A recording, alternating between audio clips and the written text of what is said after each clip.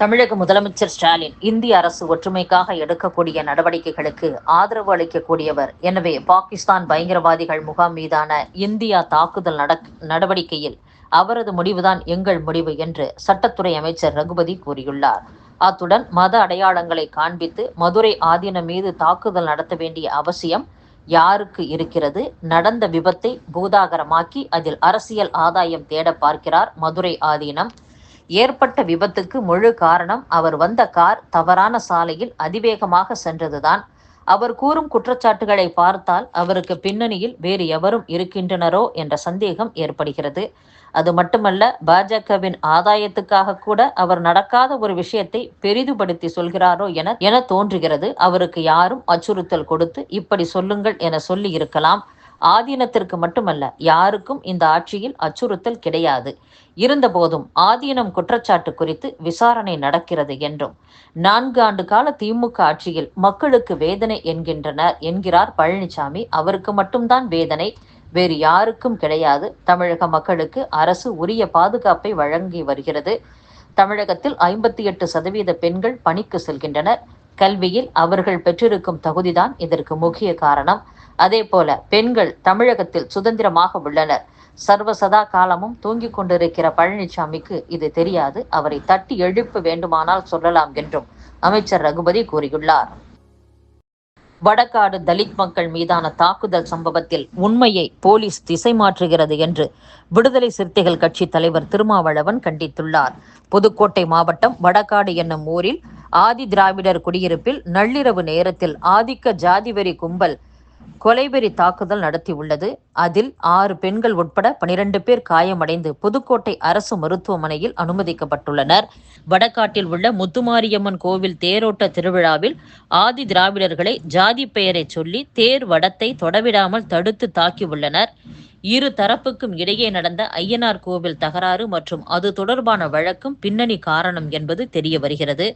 ஆதி திராவிடர்களால் கட்டப்பட்டுள்ள அடைக்கலம் காத்த ஐயனார் கோவில் அருகே 3 ஏக்கர் காலி இடத்தில் முத்தரையர் சமுதாயத்தினருக்கும் உரிமை உண்டு என அவர்கள் வன்முறையில் ஈடுபட்டுள்ளனர்.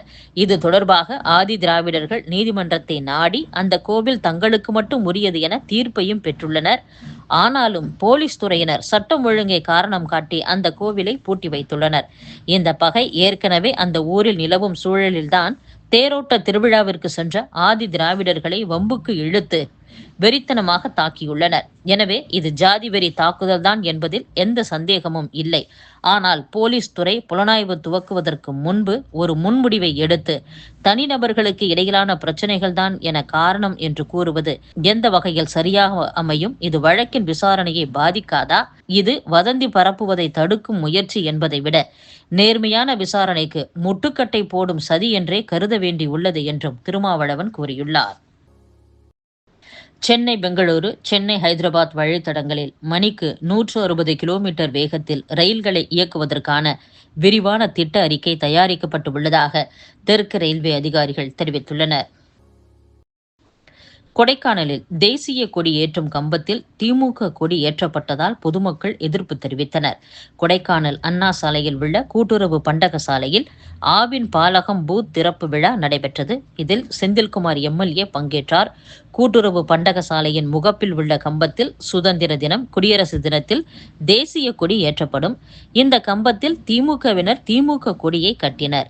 அங்கிருந்த பொதுமக்கள் அதற்கு எதிர்ப்பு தெரிவித்ததால் சிறிது நேரத்தில் அந்த கொடி அகற்றப்பட்டது. தமிழகத்தில் உள்ள என்ஜினியரிங், கலை மற்றும் அறிவியல், பாலிடெக்னிக் கல்லூரிகளில் சேருவதற்கான இணையதளத்தை உயர்கல்வித்துறை அமைச்சர் கோவிச்செழியன் துவக்கி வைத்துள்ளார். அரசு போக்குவரத்து கழகங்களுக்கு வாங்கப்பட்ட 214 புதிய பேருந்துகளின் சேவையை முதலமைச்சர் மு.க.ஸ்டாலின் கொடியசைத்து துவக்கி வைத்துள்ளார். சென்னை தீவுத்திடலில் நடந்த நிகழ்ச்சியில் புதிய பேருந்தில் ஏறி அவர் பார்வையிட்டார். விடியல் பயணம் திட்டத்தில் பயன்பெறும் பெண்களை பேருந்து நிறுத்தத்தில் நிறுத்தி ஏற்றிச் செல்ல வேண்டும் என்று நடத்துனர் மற்றும் ஓட்டுநர்களிடம் அறிவுறுத்தியுள்ளார். பாகிஸ்தானின் முக்கிய நகரான லாகூரில் இன்று காலையில் தொடர் குண்டுவெடிப்பு ஏற்பட்டது. இதனால் அங்கு பெரும் பதற்றம் நிலவியது. 3 இடங்களில் பயங்கர சப்தத்துடன் குண்டு வெடித்தது. குண்டு வெடிப்புக்கான காரணம் என்ன, உயிர் சேதம் எவ்வளவு என்ற விவரம் வெளியாகவில்லை. நேற்று இந்திய ராணுவம் பாகிஸ்தான் ஆக்கிரமிப்பு காஷ்மீர் பகுதியில் பயங்கரவாத முகாம்கள் மீது குண்டு வீசி தாக்குதல் நடத்தப்பட்டது. இந்நிலையில் பாகிஸ்தானில் நடந்த குண்டுவெடிப்பு நாடு முழுவதும் பெரும் பதற்றத்தை ஏற்படுத்தியுள்ளது. ஜம்மு காஷ்மீர் எல்லைப் பகுதி அருகே நள்ளிரவில் பாகிஸ்தான் ராணுவம் அத்துமீறி தாக்குதல் நடத்த முயற்சி செய்ததாகவும் அவர்களுக்கு இந்திய ராணுவம் தக்க பதிலடி கொடுத்ததாகவும் தகவல் வெளியாகியுள்ளது. சிறிய ரக துப்பாக்கிகள் மற்றும் பீரங்கிகளை பயன்படுத்தி தாக்க முயற்சித்தது. அவர்களுக்கு பாதுகாப்பு படையினர் தக்க பதிலடி கொடுத்தனர் என்று இந்திய ராணுவம் தெரிவித்துள்ளது.